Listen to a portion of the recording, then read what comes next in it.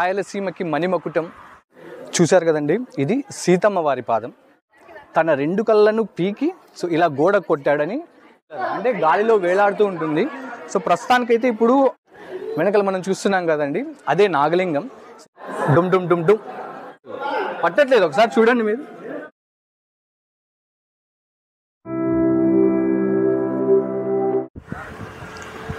Hi అండి, అందరికీ నమస్కారం. నా పేరు Ravikumar. Welcome to my channel Ravi ప్రయాణం 111. సో ఈరోజు నేను మీకు ఒక గొప్ప దేవాలయాన్ని చూపించబోతున్నానండి. రాయలసీమకి మణిమకుటం, సీమ ప్రజలు గర్వంగా చెప్పుకోదగ్గ శిల్పకళా చాతుర్యం, అద్భుతమైన శిల్పకళా కట్టడాల వైభవం నేను మీకు చూపించబోతున్నాను. అదే లేపాక్షి ఆలయం. ఈ లేపాక్షి ఆలయంలో ప్రతి ఒక్క స్తంభానికంటే ప్రతి ఒక్క స్తంభానికి ఒక్కొక్క చరిత్ర ఉంటుంది. ఎంతో అద్భుతంగా ఉంటాయి శిల్పాలు. నన్ను చాలామంది అడిగారు లేపాక్షిని చూపించండి అని చెప్పేసి. సో ఇప్పుడు అదే దారిలో ఉన్నాం, మనం వెళ్దాం. సో ఇక్కడ వీరభద్రస్వామి కొలువై ఉన్నాడండి. సో వెళ్దాం, మీకు పిన్ టు పిన్ చూపించడానికి ట్రై చేస్తాను. ఈ వీడియో కొంచెం లెంతీగా ఉంటుంది, దయచేసి మొత్తం చూడండి. ఊరికే వీడియో అంటే మొత్తం అంతా ఊరికి చూపించడం కాకుండా ప్రతి ఒక్కటి మీకు నీట్గా ఎక్స్ప్లెయిన్ చేస్తాను. ప్లీజ్ దయచేసి వీడియో మొత్తం చూడండి.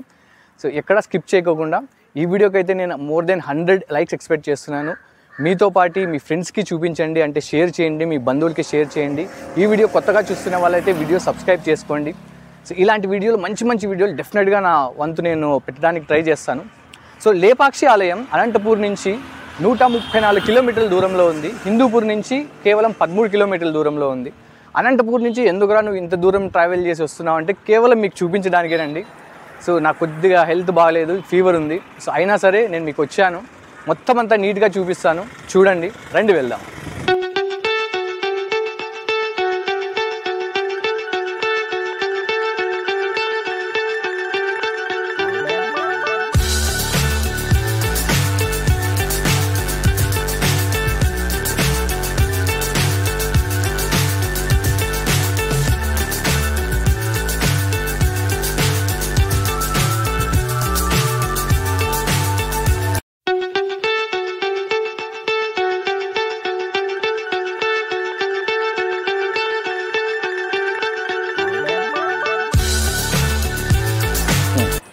మనమైతే ఇప్పుడు లేపాక్షి టెంపుల్కి వచ్చేసామండి. సో ఇదే టెంపుల్, రండి వెళ్దాం.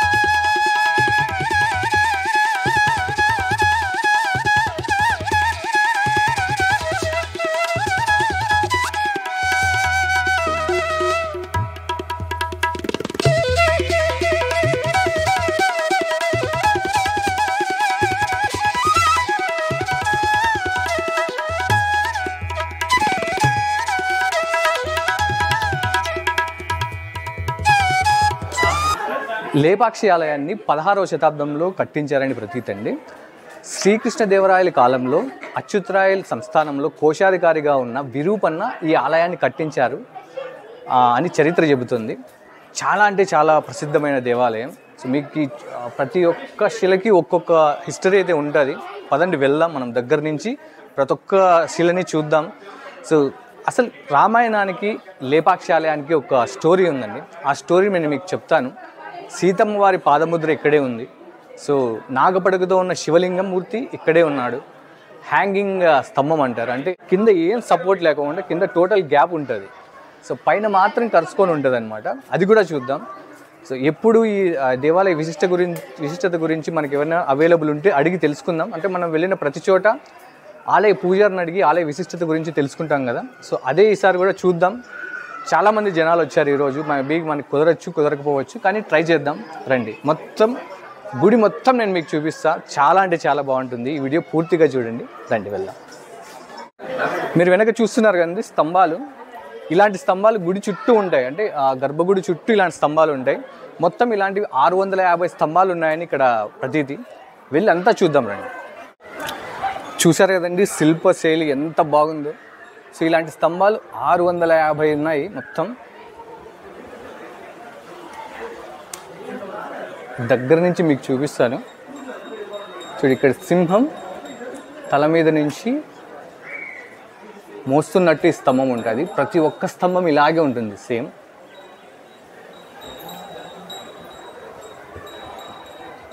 మన అనంతపూర్ డిస్టిక్లో, అంటే ఇప్పుడు ప్రస్తుతానికి సత్యసాయి డిస్టిక్లో ఉంది.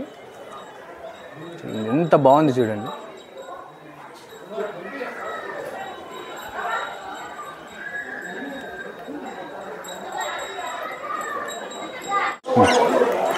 మీరు చూసారు కదండి ఫ్లోరు. సో ఈ ఫ్లోర్ అంతా ఒక కొండ అనమాట. ఆ కొండ ఎలా ఉంటుందంటే టాటాయి షేప్లో ఉండేదంట. అంటే టాటాయి షేప్ అంటే తాబేల్ షేప్లో ఉన్న ఈ కొండని సో విరూపన్న, అంటే ఇంతకు ముందే ఆ విరూపన్న ఈ గుడి కట్టించడానికంటే ముందే శివలింగం ఇక్కడ కొలువై ఉండేదంట. సో అది ఎప్పటి నుంచి ఉందంటే మనకి చెప్పాం కదండి, రామాయణ కాలం నుంచి ఆ శివలింగం ఇక్కడే ఉండేదంట. సో విరూపన్న ఈ కొండపైన, అంటే ఈ కూర్మాకారంలో ఉన్న కొండపైన ఈ గుడి కట్టించాడని చెప్తారు. రండి మనం గుడి చుట్టూ ఒక ప్రదక్షిణ చేద్దాం. ప్రదక్షిణ చేసే టైంలో అక్కడక్కడ మనకి తెలిసిన కొన్ని విషయాలంటే సీతమ్మ వారి పాదం ఇక్కడే ఉంది, నాగలింగం కూడా ఇక్కడే ఉంది. సో వినాయకుడి ఆ ఏకశిలతో ఉన్న వినాయకుడి విగ్రహం కూడా ఇక్కడే ఉంది. చాలా అంటే చాలా వింతల విశేషాలు ఉంటాయి. రండి వెళ్ళి చూద్దాం. మీకు పిన్ టు పిన్ చూపిస్తాను. ప్రస్తుతానికైతే గుడి చుట్టూ ప్రదక్షిణ చేద్దాం రండి.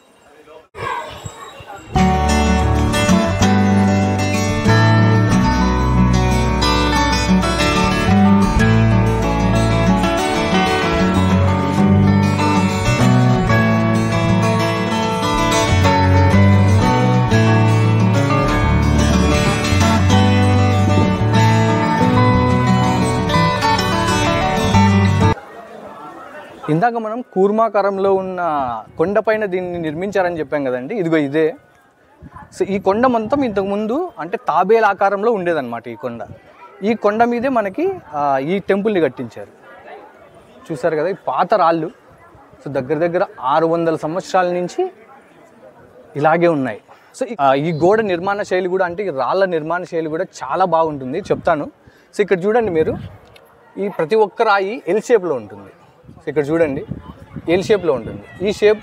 ఈ ఎల్ షేప్ వచ్చేసి ఇప్పుడు ప్రస్తుతానికి ఫ్లైఓవర్స్కి యూస్ చేస్తుంటారు. అంటే పెద్ద ఫ్లైఓవర్స్ కడుతుంటారు కదా, దానికి యూస్ చేస్తుంటారు అనమాట. సో ఇలా ఉంటే ఆ గ్రిప్ చాలా బాగుంటుంది. అంటే ఎన్ని వందల ఏళ్ళు అయినా కూడా అంటే ఆ రాళ్ళు ఎక్కడ చెక్కు చెదరుకోకుండా ఇలాగే ఉంటాయి. సో నిర్మాణ శైలిలో ఇది కూడా ఒకటి అద్భుతం అన్నమాట. సో గోడలు మొత్తం ఇలాగే ఉంటాయి, ఎల్ షేప్లోనే ఉంటాయి. చూద్దాం. ఇక్కడ గోడల మీద మీరు చూస్తే సో ఓల్డ్ కన్నడ, అంటే ఇప్పుడు ప్రస్తుతం ఉన్న కన్నడ భాషలో కాకోకుండా పాత కన్నడ, అంటే 500-600 సంవత్సరాల క్రితం కన్నడ లాంగ్వేజ్ ఇలాగే ఉంటుంది. ఈ కన్నడ లాంగ్వేజ్ ఎందుకు చెక్కారు ఇక్కడ అంటే అది కూడా చెప్తాను. ఈ గుడి నిర్మాణంలో కొంతమంది కన్నడిగులు కూడా పాల్గొన్నారనమాట. సో వాళ్ళు ఈ గుడి మీద కొంచెం చరిత్ర రాశారు. సో దీన్ని మనం చదవడానికి ట్రై చేద్దాం. నాకు కన్నడ రాదు కాబట్టి నేను ప్రస్తుతానికి చదవట్లేదు. ఇది మీకు ఏమైనా అర్థమైతే నాకు చెప్పండి. సో లేపాక్షికి ఇది ఒక ఎంట్రన్స్. సో నేనైతే ప్రస్తుతానికి కార్లు పార్క్ చేసిన తర్వాత ఇక్కడ వస్తారని చెప్తున్నారు. అంటే మరీ ఇట్లా మనకి ఫ్రంట్ నుంచి కాకోకుండా ఈ సైడ్ నుంచి కూడా రీసెంట్గా పెట్టారనుకుంటా, నాకైతే తెలీదు. రండి వెళ్దాం, గుడి అంతా ఎక్స్ప్లోర్ చేద్దాం.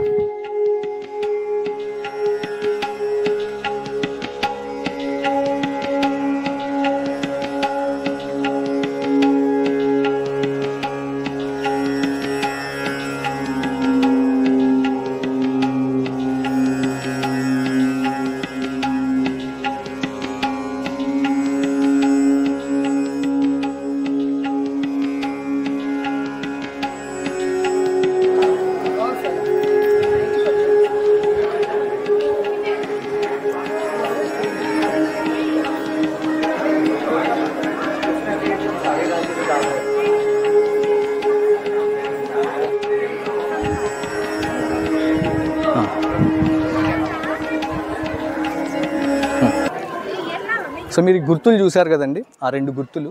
సో దాని నుంచి ఒక చిన్న స్టోరీ ఉంది, నేను మీకు చెప్తాను. సో ఈ గుర్తులు విరూపన్న తన 2 కళ్ళు పీకి సో గోడ కొట్టారని చెప్తారు. సో దానికి ఒక స్టోరీ ఉంది, నేను మీకు చెప్తాను ఇప్పుడు. అచ్యుతరాయల కాలంలో ఇతను కోశాధికారి అని చెప్పాం కదండి, విరూపన్న. సో విరూపన్న ఈ గుడి మొత్తం కట్టించాడని చెప్పాం కదా. సో అంటే ఆ ధనాగారంలో ఉన్న ధనం మొత్తం విరూపన్న వేస్ట్ చేస్తున్నాడని చెప్పేసి విరూపన్నకి గిట్టని వాళ్ళు, అంటే విరూపన్న అంటే గిట్టని వాళ్ళు అచ్యుతరాయలకి చాడీలు చెప్పారనమాట. సో దానికోసం విరూపన్నకి ఒక శిక్ష విధిస్తాడు అచ్యుతరాయలు. ఆ శిక్షను ముందుగానే గ్రహించిన విరూపన్న తన 2 కళ్ళను పీకి సో ఇలా గోడ కొట్టాడని ఇదొక కథ ఉంది. సో అది నిజమా కాదా అని తెలుసుకోవడానికి 1902వ సంవత్సరంలో కొంతమంది బ్రిటిషర్లు సో ఈ శాంపుల్స్ తీసుకొని సో వాళ్ళకి అంటే ఫారిన్లో ఒక ల్యాబ్ రిపోర్ట్లో దాన్ని నిజమా కాదా అనేది టెస్ట్ చేయించారు. అవి నిజంగా బ్లడ్ శాంపిల్సే. సో అవి నిజంగా విరూపన్న కాలానికి సంబంధించినవి అని ప్రూవ్ అయింది. చూశారు కదండి. ఇంకొకసారి చూడండి. సో ఆ 2 విరూపన్న కళ్ళ గుర్తులు, అంటే ఆ రక్తం మీకు ఎర్రగా చారలు కనిపిస్తున్నాయి కదా, ఆ 2 చారలు రక్తం చారలు. ఈ శిల్పాలను చూస్తున్నారు కదండి, అంటే ఇది ఒక పెళ్ళికి అంటే ఒక వివాహం సంబంధించి ఈ విగ్రహాలు చెక్కారని ఇక్కడ చెప్తారు. సో ఈ స్తంభం బట్టి ప్రతి ఒక్క స్తంభం మీద సో వివాహంకి వచ్చిన వాళ్ళు అంటే పరమేశ్వరుడు, మొత్తం ఆంజనేయ స్వామి వీళ్ళందరూ వచ్చినట్టు బాగా అందంగా చిత్రీకరించారు. మీకు నీట్గా పిన్ టు పిన్ చూపిస్తాను, వెళ్ళి చూద్దాం రండి. రేణు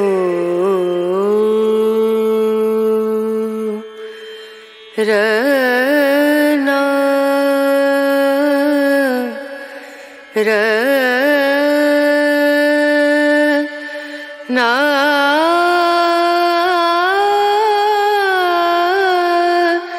రనా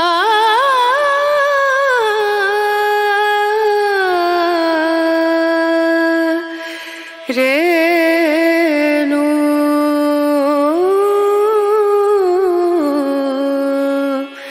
రేణు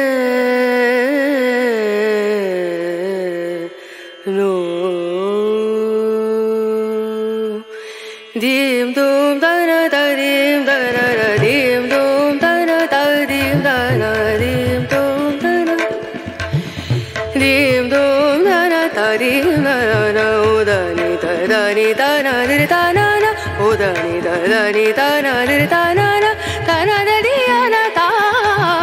ధీం ధూం ధన ధీం ధన ధీం ధూం ధన ధీం ధన ధీం ధూం ధన ధన ధీం ధన ధీం ధన ధన ధీం ధన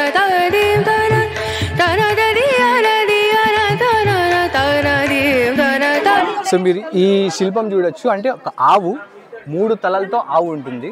సో ఈ 2 క్లోజ్ చేస్తే చూడండి ఆవు పాలు ఇస్తున్నట్టు ఉంటుంది. సో ఈ 2 క్లోజ్ చేస్తే ఆవు గడ్డి తింటున్నట్టు ఉంటుంది. సో ఈ 2 క్లోజ్ చేస్తే ఇక్కడ ఆవు ముందరికి చూస్తున్నట్టు ఉంటుంది. చూడండి చాలా బాగా ఇచ్చాడు. సో వెనకలంతా మనకు కనిపిస్తుంది కదండి, ఇదంతా కళ్యాణ మంటపం అన్నమాట. సో అంటే చెప్పాను కదా ఇందాక విరూపన్న తన 2 కళ్ళని చీల్చి పీకి గోడ కొట్టాడని చెప్పేసి, దాని తర్వాత ఈ కళ్యాణ మండపం మొత్తం అంటే నిర్మాణం మొత్తం ఆగిపోయింది, ఎందుకంటే నిధులు లేవు. సో విరూపన్న తన 2 కళ్ళు పోగొట్టుకున్నాడు, ఇంకెవరు కడతారు గుడిని? సో మొత్తం ఈ గుడి టెంపుల్ మొత్తం మీరు చూడొచ్చు జస్ట్ ఓన్లీ స్తంభాలు మాత్రమే ఉంటాయి, జస్ట్ స్తంభాలు. అంటే పైన మనకి ఇంకా రూఫ్ అనేది ఉండదు, అన్నీ ఓన్లీ స్తంభాలు మాత్రం మిగిలినాయి. అంటే విరూపన్న తర్వాత ఈ గుడిని ఇంకా ఎవరు పట్టించుకోలేదు. ఇక్కడ ఇంకొక స్టోరీ ఏంటంటే ఇస్లాం రాజులు వచ్చిన తర్వాత ఈ గుడిని అసలు పూర్తిగా పట్టించుకోవడం మానేశారని చెప్తారు. సో ఈ గుడి మొత్తం కూడా వాళ్ళే పడగొట్టారని కూడా చెప్తారు. అది ఎంతవరకు నిజమైతే మనకు తెలియదు. సో ఇంకా రండి గుడి మొత్తం ఇంకా బాగా ఎక్స్ప్లోర్ చేద్దాం.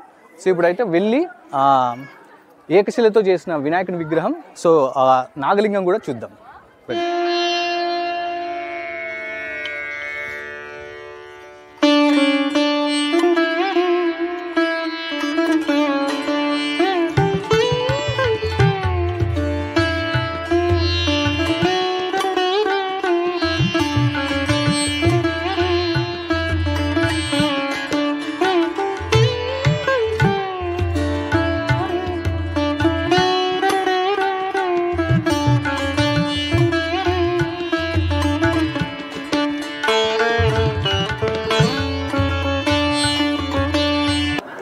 వెనకాల మనం చూస్తున్నాం కదండి, అదే నాగలింగం.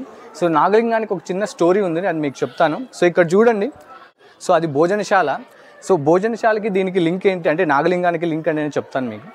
ఈ గుడి కట్టించే సమయంలో సో అప్పన్న జక్కన్న అనే ఇద్దరు శిల్పులు, సో ఈ భోజనశాలలో వాళ్ళమ్మ డైలీ వాళ్ళకి అన్నం చేసేది, అంటే భోజనం తయారు చేసేది. సో ఒకసారి వాళ్ళు భోజనానికి వచ్చారు ఇక్కడికి. భోజనానికి వచ్చిన తర్వాత ఇంకా భోజనం అవ్వలేదు, కాసేపు వెయిట్ చేయండి అని చెప్తే, సో ఈ వెయిట్ చేసే గ్యాప్లో అప్పన్న జక్కన్న అనే వాళ్ళిద్దరూ సో ఈ నాగలింగాన్ని చెక్కేశారు. అంటే మనకి భోజనం తయారు చేయడానికి మ్యాక్సిమం ఎంత పడుతుందండి? సో అప్పుడంటే ఈ కట్టెల పొయ్యిలు ఇవన్నీ ఉండేవి కదా, మ్యాక్సిమం 1 గంట. సో ఆ గంట టైంలో ఈ నాగలింగాన్ని వాళ్ళు చెక్కేశారు. సో అప్పుడు ఆమె అంటే వాళ్ళ తల్లి బయటకు వచ్చి చూసే లోపల సో ఈ నాగలింగం రెడీ చేసేసారు వాళ్ళు. అరే ఇంత తొందరగా ఎలా చేశారు అని చెప్పేసి ఆమె ఆశ్చర్యపోయింది. సో ఆమె దృష్టి పడి, అంటే అంత అద్భుతంగా ఎలా చెక్కారని ఇంతకుముందు నరదృష్టి అని అనేవాళ్ళు కదండి, ఇప్పుడు కూడా చెప్తారు నరదృష్టి తగిలితే రాళ్ళైనా పగులుతాయని ఒక నానుడు ఉంది మనకి. సో అలాంటి ఆమె దృష్టి తగిలి సో అక్కడ నాగలింగానికి ఒక బీట ఏర్పడింది. ఇప్పుడైతే దాని ప్రస్తుతానికి సిమెంట్ అది ఇది వేసి క్లోజ్ చేశారు. సో ఆ బీట ఏర్పడిన కారణం నుంచి ఈ నాగలింగానికి ఏ పూజలు జరగట్లేదు. సో ఈ లింగాన్ని ఇలాగే మధ్యలో వదిలేశారు. ఇంకా బాగా ఎక్స్పాండ్ చేద్దాం అనుకున్నారు కానీ వాళ్ళు, సో ఆ నరదృష్టి పడడం వల్ల అప్పటి నుంచి ఈ నాగలింగానికి పూజలు చేయడం మానేశారని చెప్తారు.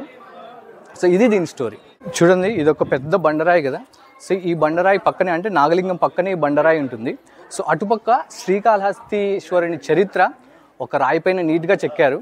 మీకు దగ్గరుండి చూపిస్తాను. 2000 నాగలింగం పక్కనే ఒక్క రాయి పైన అక్క మహాదేవుల్ని 7 మందిని ఇక్కడ పెట్టారు. ఒకసారి చూడండి.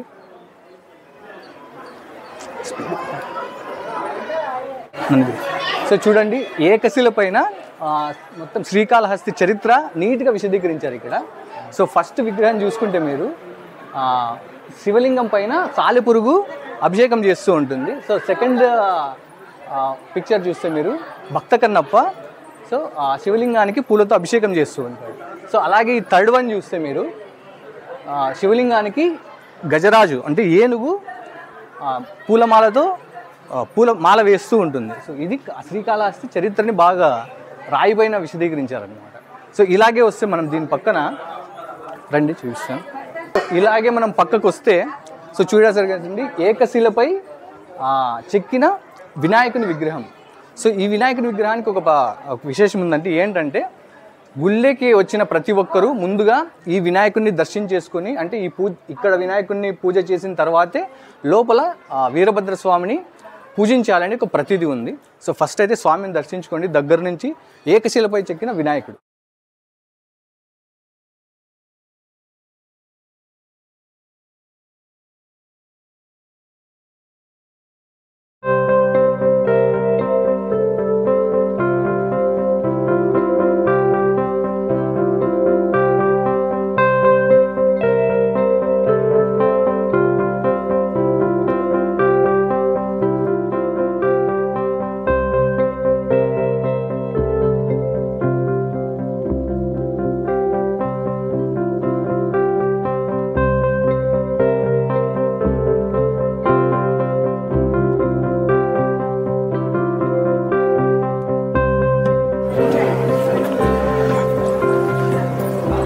చూశారు కదండి, ఇది సీతమ్మ వారి పాదం. సో అసలు సీతమ్మ వారి పాదం ఇక్కడ ఎందుకు ఉంది అంటే, లేపాక్షికి సీతమ్మకి అంటే రామాయణానికి అసలు లింక్ ఏంటి అనేది మీకు ఒక చిన్న స్టోరీ ఉంది, ఇక్కడ నేను మీకు చెప్తాను. సో రామాయణంలో రావణాసురుడు సీతని అపహరించుకొని వెళ్ళిన తర్వాత, అంటే వెళ్ళేటప్పుడు సో ఇక్కడ అంటే ఇప్పుడు ఎలా ఎత్తుకెళ్తాడు, ఆకాశంలో నుంచి ఎత్తుకెళ్తాడు కదండి. ఆ సమయంలో జటాయు అనే పక్షి సో ఈ సీతమ్మని కాపాడే ప్రయత్నంలో సో తన ఒక రెక్క విరిగిపోతుంది అనమాట. రావణాసురుడు తన కత్తి తీసుకొని, తన ఖడ్గాన్ని తీసుకొని ఆ రెక్కని విరగొడతాడు. సో అప్పుడు జటాయు వచ్చేసి ఈ లేపాక్షిలో పడిపోతుంది. సో అసలు లేపాక్షికి జటాయుకి ఏం సంబంధం అనేది కూడా చెప్తాను నేను మీకు. సో ప్రస్తుతానికైతే సీతమ్మ వారి పాదం ఇక్కడ ఎందుకుంది అంటే, సో జటాయువు ఒక రెక్క కింద పడిపోయి, అంటే కట్ చేసిన తర్వాత కింద పడిపోతుంది కదండి. పడిపోయిన తర్వాత రాములు వారు వెతుక్కుంటూ వస్తాడు సీతమ్మని. సో వెతుక్కుంటూ రావడంలో అంటే ఒక లింక్ అంటే ఒక ఆధారం అనేది ఉండాలి కదా, ఈ రూట్లోనే నన్ను తీసుకెళ్ళాడు అనే ఒక ఆధారం సీతమ్మ వదిలిపెట్టింది అనమాట. ఎలా వదిలిపెట్టిందంటే జటాయు ద్వారా. సో జటాయువు రాముడు వచ్చేంత వరకు చనిపోకుండా ఉండాలని చెప్పేసి సీతమ్మ వారు ఇక్కడ పాదాన్ని పెట్టారు. సో ఇక్కడ ఎప్పుడూ నీళ్లు ఊరుతూనే ఉంటాయి. రండి చూపిస్తాను మీకు. సో ఇక్కడ చూడండి, మీరు చూస్తే మొత్తం మీరు ఎన్నిసార్లు ఎంత వాటర్ తీసేసినా కూడా వస్తూనే ఉంటాయి వాటర్. సో ఈ వాటర్ ఎక్కడి నుంచి వస్తుంటాయనే తెలియదు. సో ఎండాకాలం లేదు, వానాకాలం లేదు, ఏ కాలంలోనైనా ఈ వాటర్ ఇలాగే ఉంటుంది. సో ఈ వాటర్ తాగే జటాయువు తన ప్రాణాన్ని కాపాడుకుంటుంది అనమాట. సో కాపాడుకొని రాముల వారు వచ్చిన తర్వాత ఈ నీరు తాగి అన్ని రోజులు బతికి ఉండి రాముల వారికి చెప్తుంది. సో రావణాసురుడే సీతమ్మని ఈ దారి గుండా తీసుకొని వెళ్ళాడు అని. అది ఒక చిన్న ఆధారం అని చెప్తారు. సో ఇక్కడ చూడొచ్చు మీరు, వాటర్ తీస్తూనే వస్తూనే ఉంటుంది. సో ఇక్కడ భక్తులందరూ నీళ్లు చల్లుకొని నెత్తి మీద వెళ్తారనమాట.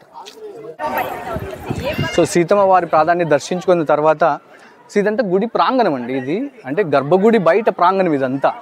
సో ఇందాక మనం మొత్తం వచ్చిన సీతమ్మ వారి పాదం, సో ఇవన్నీ స్తంభాలు ఇందాక చెప్పుకున్నాం కదా. గుడి చుట్టూ 650 స్తంభాలు ఉంటాయి. ప్రతి ఒక్క స్తంభం పైన ఆ సింహం ఇట్లా బరువు మోస్తున్నట్టు ఉంటుంది. చాలా అంటే చాలా బాగుంటుంది. ఖచ్చితంగా మీరు లైఫ్లో ఒక్కసారైనా చూడాల్సిన టెంపుల్ ఇది. సో ఇదంతా మన సత్యసాయి డిస్టిక్. ఇంతకుముందు అనంతపూర్ డిస్టిక్లో ఉంది. ఇప్పుడు జిల్లాల విభజనగా జరిగిన తర్వాత ఇది సత్యసాయి డిస్టిక్లోకి వచ్చిందనమాట. మీరు చూడొచ్చు ఇక్కడ చాలామంది అందరూ మోస్ట్ ఇంటూ నార్త్ ఇండియన్స్ వచ్చారు. అంటే వాళ్ళు అంతగా వాల్యూ ఇస్తున్నారు ఈ టెంపుల్కి. కానీ మన దగ్గర ఉన్న వాళ్ళు మాత్రం ఎవరు రావట్లేదు. చాలా మంచి ప్రశస్తి కలిగిన ఈ టెంపుల్ని మనమే కాపాడుకోవాలి. చాలా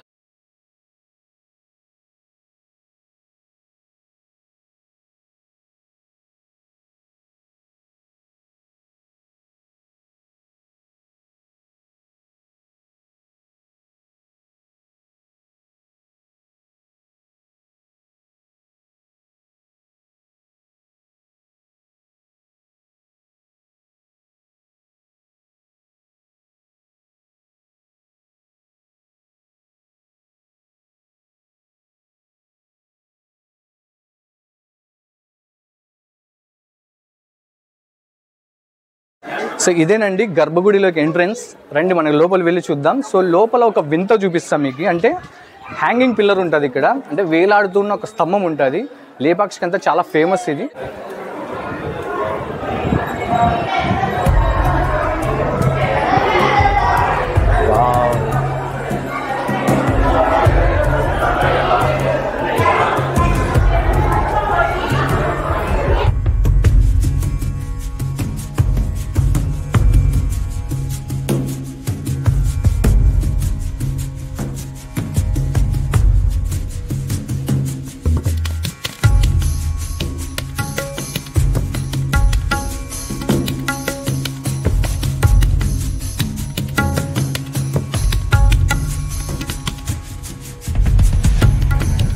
సో గర్భగుడిలోకి అయితే కెమెరాలు వీడియోస్ అలవ్ లేదు.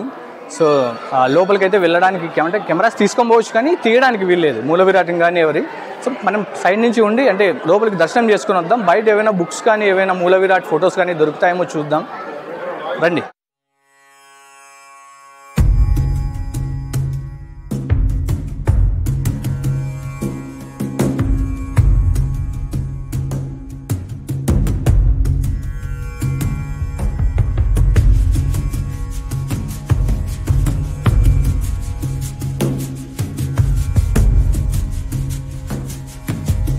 ఇది గర్భగుడిలోకి ఎంట్రన్స్ అండి. రండి. మీరు చూడొచ్చు చుట్టూ శిల్పాలు, ప్రతి ఒక్క స్తంభం అద్భుతమైన శిల్ప చారిత్రానికి నిదర్శనం. సో మీరు చూడొచ్చు ఇక్కడ 5 తలల ఈ విగ్రహం. సో తబలా వాయిస్తూ ఉంటుంది. సో ఇక్కడ చూడొచ్చు 2 ద్వారపాలకులు ఉన్నట్టు ఉంటారు వీళ్ళిద్దరు. సో కొన్ని అయితే బాగున్నాయి, అంటే ఫేసెస్ బాగున్నాయి. కొన్ని మాత్రం ఇక్కడ చూడొచ్చు మీరు, అంటే విరిగిపోయాయి అన్నమాట. కొన్ని అయితే ఇట్లా విరిగిపోయాయి.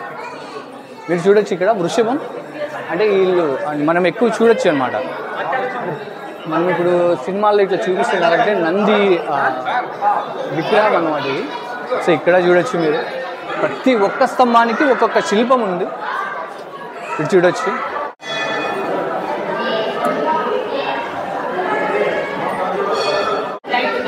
ఇక్కడ చూడొచ్చండి మీరు, చూడండి శిల్పం ఎంత బాగుంది. చాలా పెద్ద స్తంభం ఇది, అసలు పట్టట్లేదు. ఒకసారి చూడండి మీరు కట్టి. చాలా పెద్దగా ఉంది. ఒక 3 పడతాయి, అంటే 3 హ్యాండ్స్ పడతాయి అవి. చాలా పెద్దగా ఉంది స్తంభం ఇది. సో ఇలాంటి స్తంభాలు చుట్టూ 4 ఉన్నట్టు ఉన్నాయి. ఈ 2 ఉన్నాయి మెయిన్ స్తంభాలు. రండి చూద్దాం, రండి. ఈ స్తంభానికి చూడండి, అదే ఆడే ఉంది చూడండి. మీరు ఈ స్తంభాలు చూడొచ్చు, 3 స్తంభాలు ఉన్నాయి ఇవి. ఈ స్తంభానికి కింద చూస్తే ఒక 1 ఫీట్ అంటే 1 గజం గ్యాప్ ఉంటుంది చూడండి ఇక్కడ.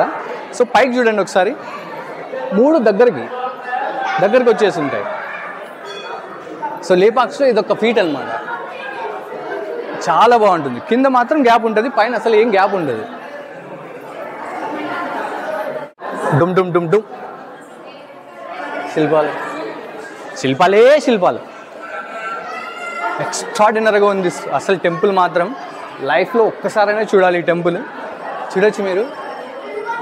మీకు ఇంకొక విశేషం చూపిస్తాను ఇక్కడ, మీరు ఒకసారి పైన చూడొచ్చు. సో పైన చూడు, అంటే పెయింటింగ్ అనమాట. ఈ గుడి కట్టిన టైంలోనే ఈ పెయింటింగ్ అంతా ఉంది. ఈ గుడి గర్భగుడిలో చుట్టూ ఇలా ఉంటుంది.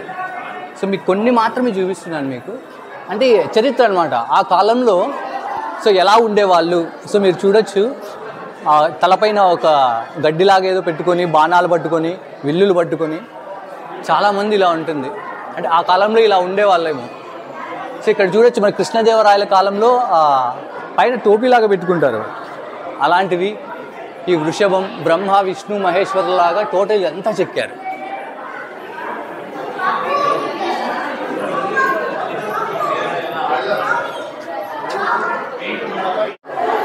చూడండి, అసలు ఎక్స్ట్రాడినరీగా ఉంది. అసలు ఆ పెయింట్ ఇన్ని రోజులు పోకోకుండా ఎలా ఉందో అసలు అర్థం కావట్లేదు. ఈ లైన్స్ మొత్తం వేశారు ఇక్కడి నుంచి అక్కడి వరకు. చూడొచ్చు మీరు.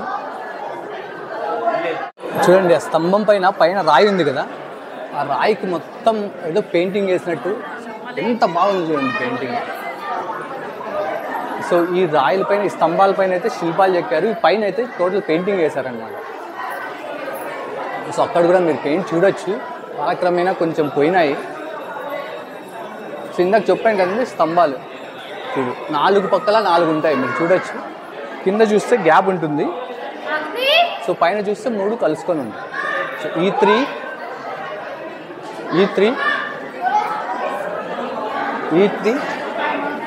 సో ఇవి 4 పక్కల 4 ఉంటాయి ఇలాగా.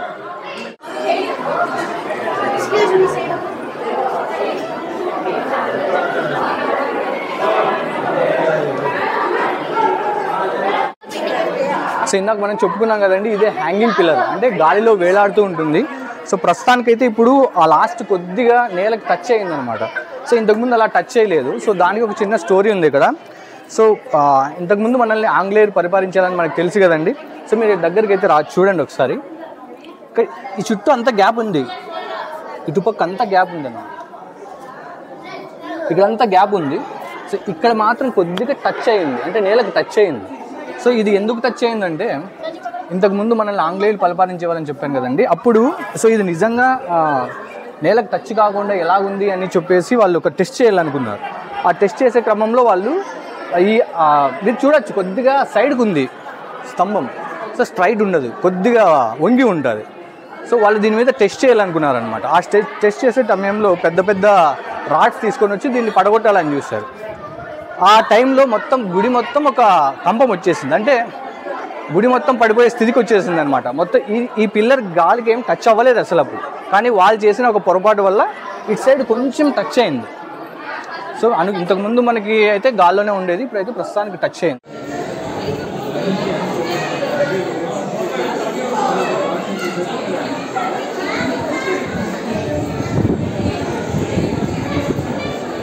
సో గర్భగుడి బయట గోడలకి సో ఇవంతా శిల్పాలండి, ఏనుగులు. సో ఇంతకుముందు మనకి అంటే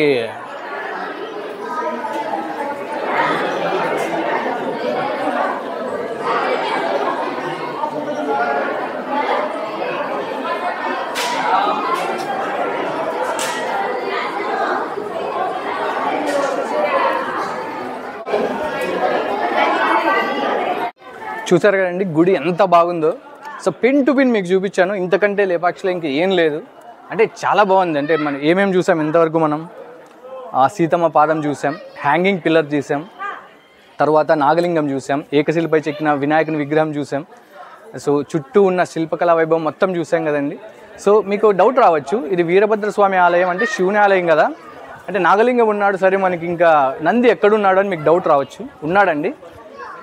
ఇక్కడ నుంచి 200 మీటర్ల దూరంలో బయట పెద్ద నంది విగ్రహం ఉంది, అక్కడికి వెళ్దాం. ఇంకొకటి జటాయువు ఉంది, అక్కడికి వెళ్దాం. మొత్తం మీకు పిన్ టు పిన్ చూపించడానికి ట్రై చేస్తాను, రండి వెళ్దాం.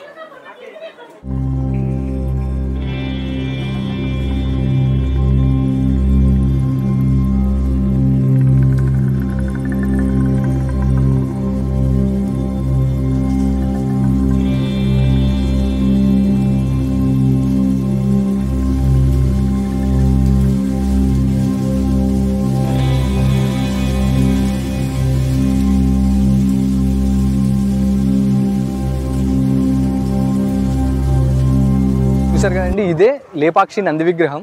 మనం చిన్నప్పుడు లేపాక్షి బుక్కుల మీద చూసింటాం కదండి విగ్రహం, ఇదే. సో కరెక్ట్గా ఆ గర్భగుడి నుంచి, అంటే శివుడి నాగలింగం చూసాం కదా మనం, శివుడి నాగలింగం నుంచి 200 మీటర్ల దూరంలో ఉంటుంది. సో ఇది ఈ నంది విగ్రహం ప్రపంచంలో ఏకశిల పైన చెక్కిన, అంటే ఒక పెద్ద బండరాయితో చెక్కిన అతిపెద్ద నంది విగ్రహం ఇదే. So entire in the world. So ఇదే పెద్ద విగ్రహం అనమాట. సో ఈ విగ్రహం 15 అడుగుల ఎత్తు, 22 అడుగుల వెడల్పు ఉంటుంది. సో రండి ఒకసారి చుట్టూ చూద్దాం. చిన్నప్పుడు ఇక్కడి నుంచే ఎక్కి జారే వాళ్ళం. అంటే నేను వచ్చి చాలా వెళ్ళండి, ఒక 15 ఇయర్స్ 20 ఇయర్స్ అయింది. సో ఇది చూడండి, చాలా బాగుంది. ఇక్కడ ఎక్కి ఇలా జారే వాళ్ళం అనమాట. ఇప్పుడైతే నేను టచ్ చేయనివ్వలేదు.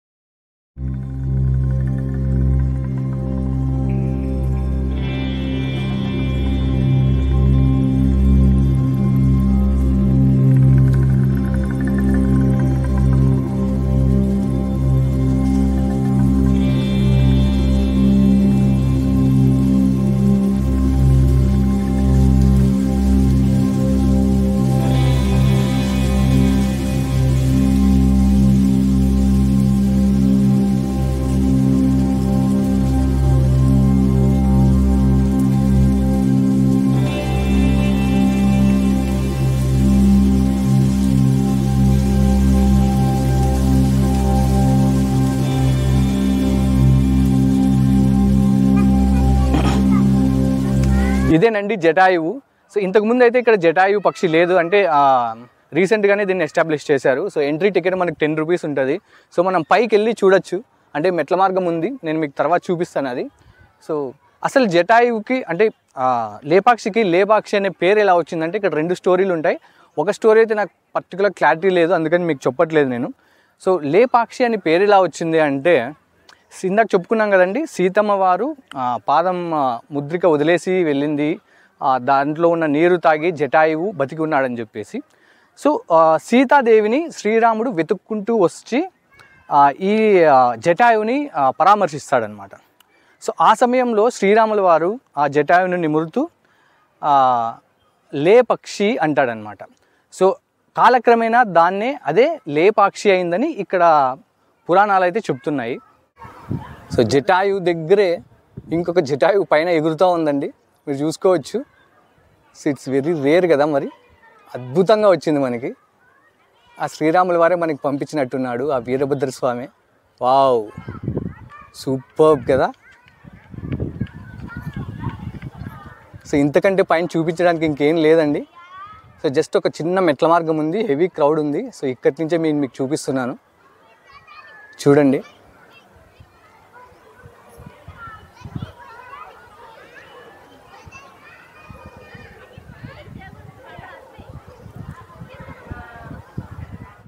చూశారు కదండి, ఎలా అనిపించింది మీకు వీడియో?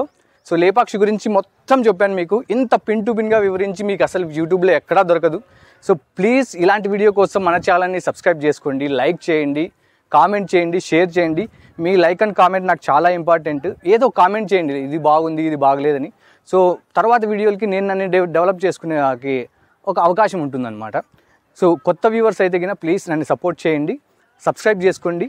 మీకు తెలిసిన వాళ్ళందరికీ షేర్ చేయండి, మీ ఫ్యామిలీ మెంబర్స్కి, మీ ఫ్రెండ్స్కి, అందరికీ. సో ఈ వీడియోనైతే ఇక్కడ స్టాప్ చేస్తున్నాం. ప్లీజ్ సబ్స్క్రైబ్ రవి ప్రయాణం 111. బాయ్.